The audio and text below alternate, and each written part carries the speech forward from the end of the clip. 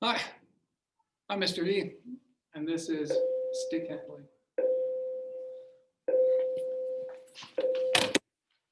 All right, a real easy drill for you here today.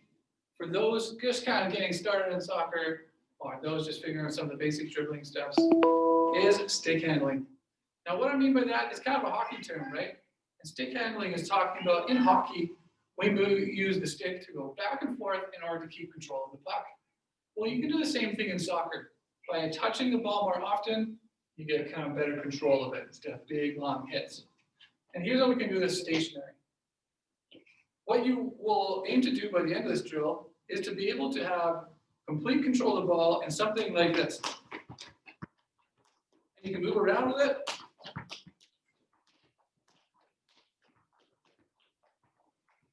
And very quickly. To start with that, all we're going to do is simply hit the ball towards our other foot, kind of just in front of it. Okay, so we can move like that. Then we're not going to hit it too far because we want to hit it back towards the other one. And start very slow. I just go onto the other foot, back and forth like this. It's probably easiest to do this on grass, okay, in a backyard, or even on some snow. On a very hard surface like this, as you can see, the ball rolls really fast.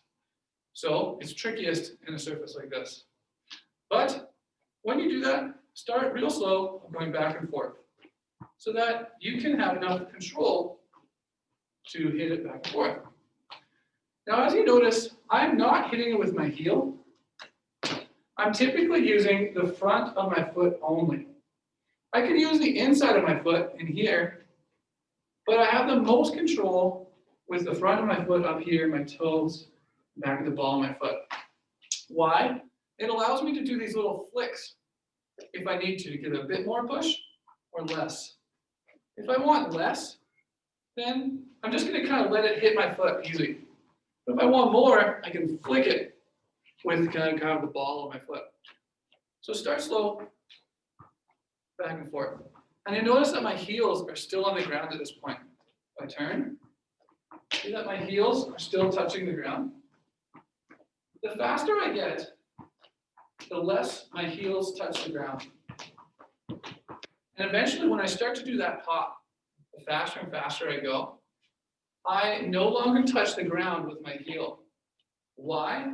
Is that I can get a better feel for how fast I need to shift my weight, like this, without planting my heels down.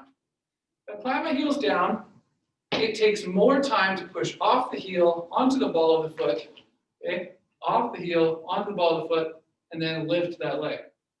So the less points of contact I have with the ground, the more speed I'll have it moving. So when I start to get into that fast movement, I'm actually going to try to keep my heels off the ground. Not by doing this weird balance thing, but it just naturally happens. Okay? So maybe you can see from this angle, as I start to get faster and faster.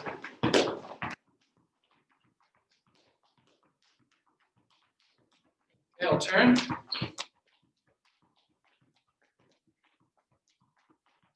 There you go. So, as you can see, it's just enough time you find a rhythm, and you're just bouncing back and forth and doing these kicks as you go.